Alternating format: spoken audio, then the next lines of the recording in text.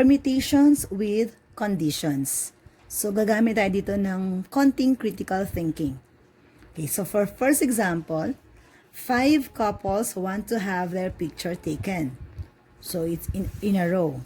In how many ways can they arrange themselves in a row if, first condition, if they may stand anywhere? So, kahit saan pwede silang tumayo. Walang restrictions. So, we have 5 couples here. So, ang 5 couples yan, ilang tao yan? Of course, kada isang couple, dalawa. So, that would be 10. There will be 10 persons here. So, the arrangement of 10 persons taken in a row is 10 factorial, right?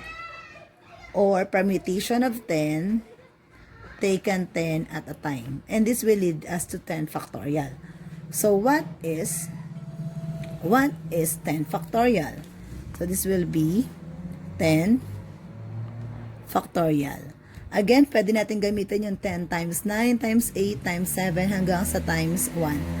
But this time, the answer is 3,628,800. 3,628,800. Ayan. Now, second condition, couples may stay together. So, dapat daw magkaatabi yung bawat magkaapares. So, if there are 5 couples, we can find the ways on how many ways this couple may be arranged. So, that would be 5 factorial or permutation of 5 taken 5. Ito rin yun. Okay? Now, doon sa kada isang piraso ng couple, 2 tao yun, di ba? So, the guy can be placed on the left or on the right, or the girl may be placed on the left or on the right. So, pwede pa sila magpalit-palit. So, with that, we have to take the permutation of the 2. Or, permutation of 2 taken 2. So, ito ay ito rin yun. Ito naman ay ito rin siya. So, if we have to compute for this will be 5 factorial is equals to 120 times 2 factorial is 2. And the answer is 240 ways. Sorry, may ways din pala dapat dito. 240 ways.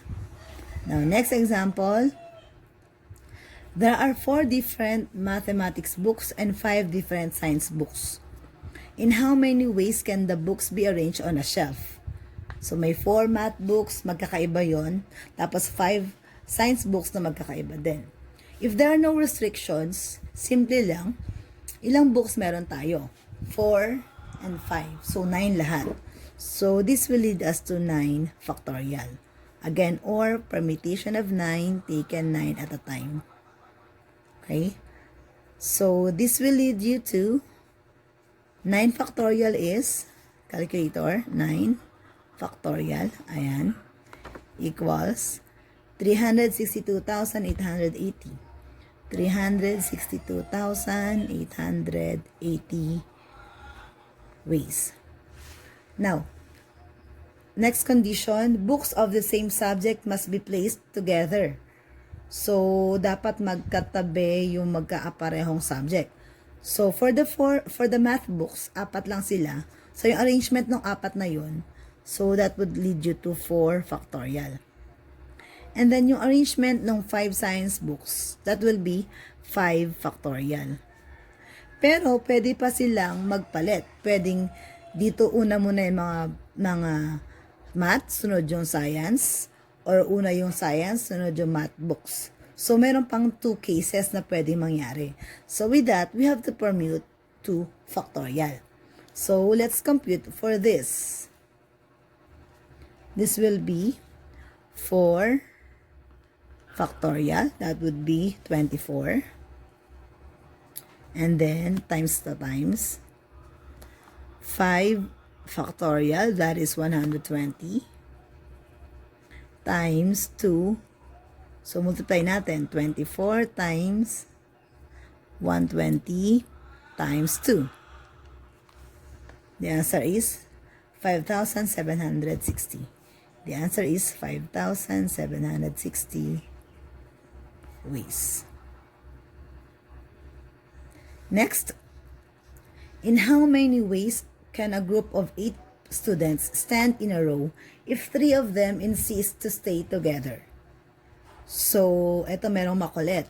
So, 8 ang student na tatayo sa row, tapos merong 3 na ayaw maghiwa-hiwalay. So, how are we going to find the answer here? So, ang unang isipin natin, kung yung 8 student, tatanggalin ko yung 3, ilan na lang matitira? 8 minus 3 is 5. So, 5 na lang yung students na i-arrange ko. And I will count these 3 students as 1. So, I will add 1 here. Parang magiging 6 na objects ang i-arrange natin. So, it will lead us to 6. So, 6 factorial tayo dito.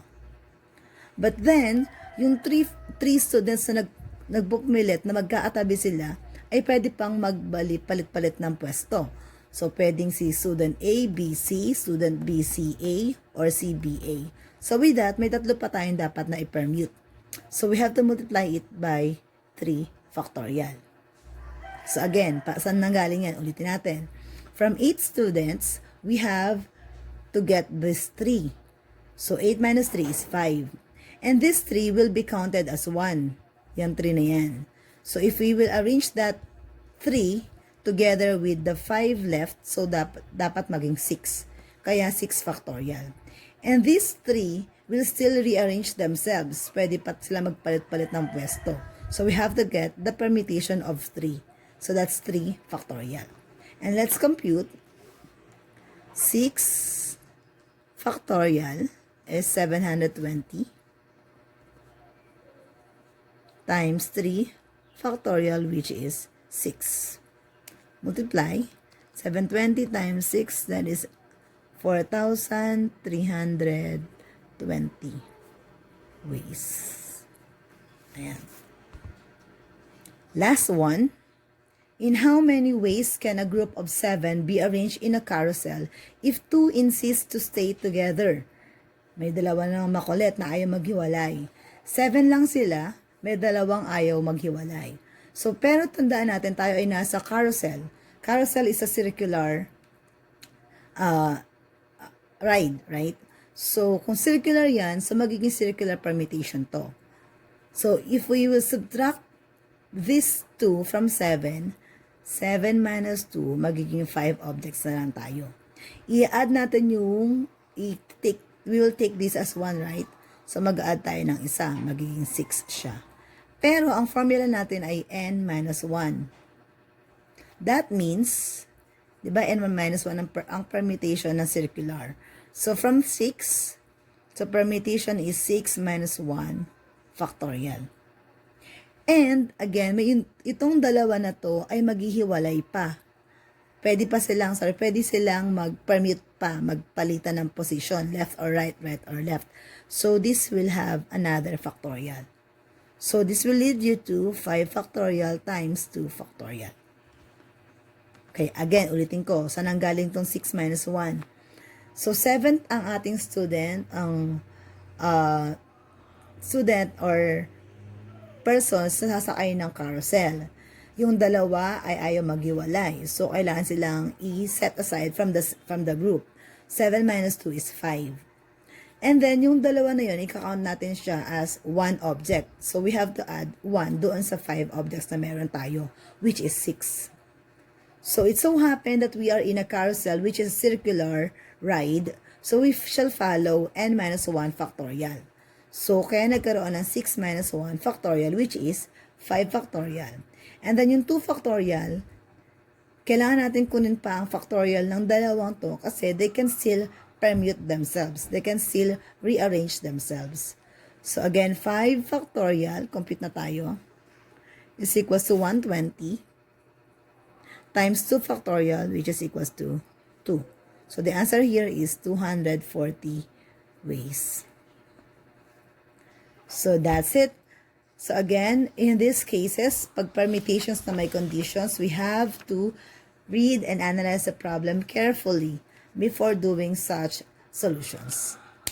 Thank you and mabuhay!